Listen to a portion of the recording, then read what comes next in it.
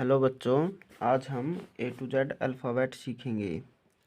सबसे पहले pink colour A for apple, A for apple. A के बाद है बी फॉर बाल, फिर है सी फॉर कैट, फिर है डी फॉर डॉग, फिर है ई फॉर एलिफेंट, फिर है F for fish. Pink colour.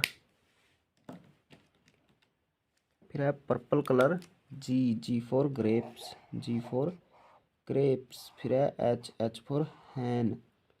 फिर है आई फॉर आइसक्रीम। फिर है जे फॉर जग। फिर है के फॉर काइट। फिर है L for lion. Purple colour. Pink colour M for mango, M for mango. फिर है एन फॉर नेस्ट। फिर है ओ फॉर ऑरेंज। फिर है पी फॉर पैरोट। फिर है क्याऊ फॉर क्वीन। फिर है R for rose. Pink colour.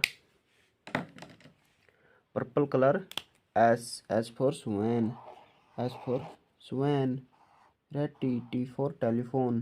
फिर है यू फॉर अम्ब्रेला। फिर है वी फॉर वैन।